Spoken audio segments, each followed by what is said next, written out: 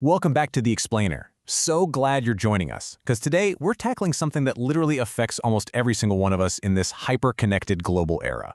But we hardly ever talk about it.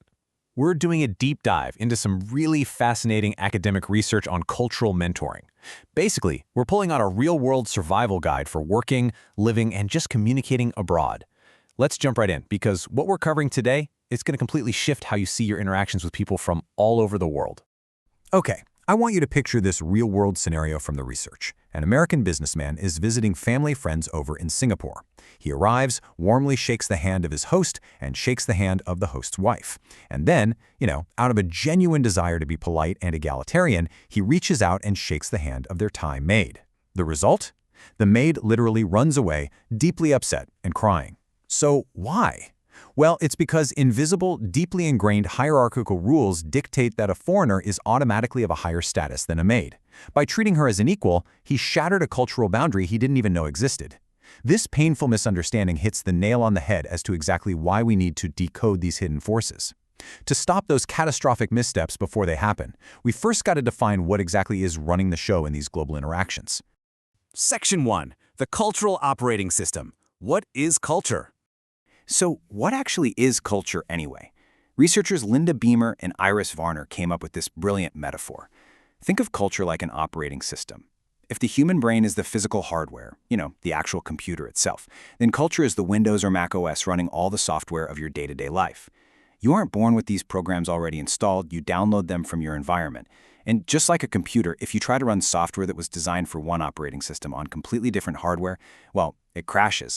Now, what's really interesting about this slide is how researcher Geert Hofstede visualizes this whole operating system as an onion.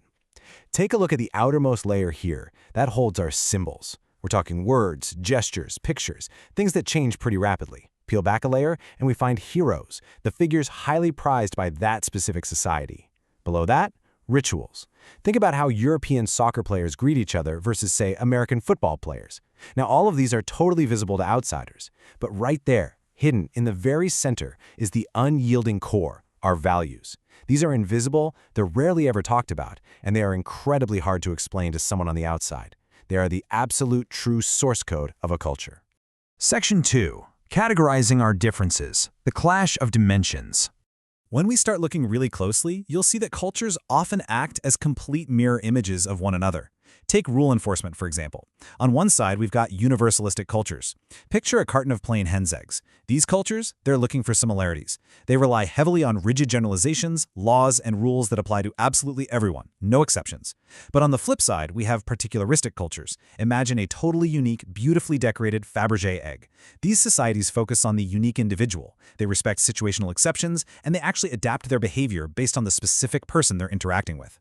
And the crazy thing is, these differing dimensions touch absolutely everything. I mean, even time itself. In a sequential culture, time is a straight line. Time is money, right? Once it's gone forever. When researchers actually asked Americans to draw the past, present, and future, they drew 3 perfectly aligned separate circles. But synchronized cultures like Japan, they view time as running in circles. When Japanese respondents were asked to draw time, they drew overlapping, merging circles.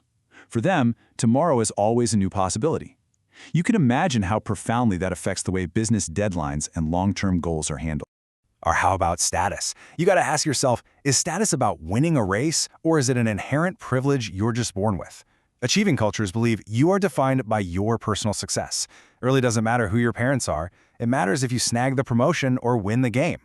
Ascribing cultures, on the other hand, believe status is genetic. It's granted by your heritage. A celebrity's child is treated with the exact same reverence as the celebrity themselves, just because of their family line. If you don't know which type of culture you're dealing with, man, your whole business hierarchy is just going to completely collapse. Section 3. The silent language. Unspoken rules. Okay, so knowing a culture's hidden values is really only half the battle. The other half? Figuring out how we actually communicate them. Just look at this number right here, 75%. Researchers suggest that up to 3/4 of all human communication is completely nonverbal. Think about that. You could be saying the absolute perfect words, but if your silent language is off, your entire message is just completely lost.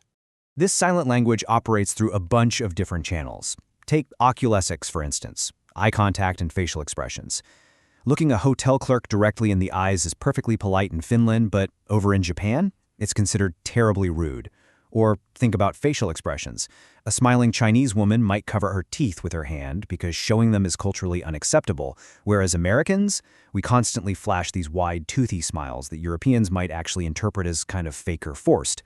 We even communicate through paralanguage, these seemingly meaningless little sounds like or hmm.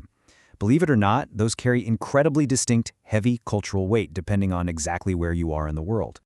And this brings us to a really monumental divide in global communication styles, low context versus high context cultures.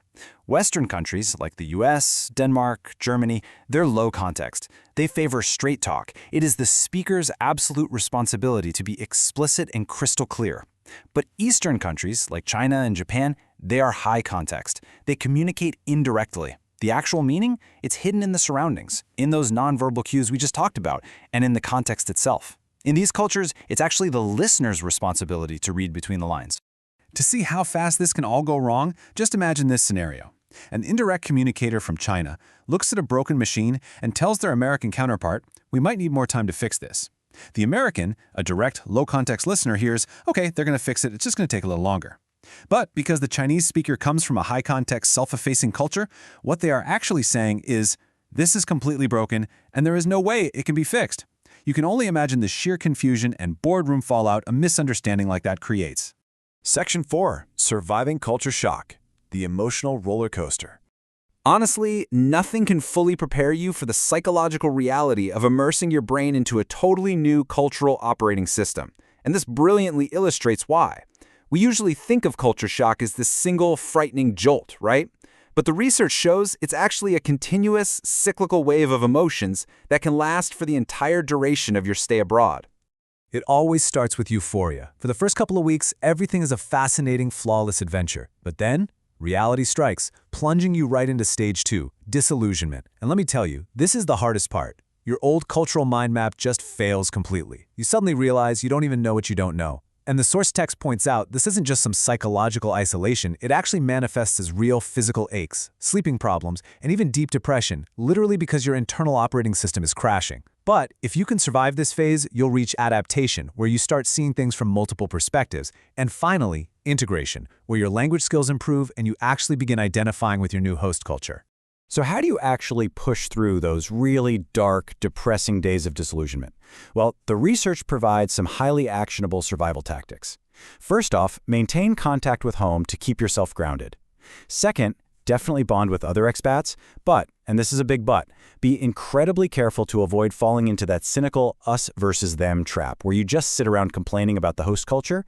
Instead, swallow your pride and ask your local hosts to show you around. Trust me, they are usually so proud to share their world with you. And finally, write your thoughts down in a diary. It really helps process that massive mental load. But here's the ultimate twist, and what you absolutely need to take away from all of this. Let's say you do it. You adapt perfectly. You integrate. The whole shebang. Eventually, you fly back home. But the deeper you immerse yourself abroad, the more severe the alienation feels when you return. It's a phenomenon called reverse culture shock. You fully expect your family to be fascinated by all your stories, but they kind of quickly lose interest. The things that used to be totally normal in your home country suddenly really annoy you. You can literally feel like a total outsider sitting right there in your own living room. It leaves us with a pretty provocative thought.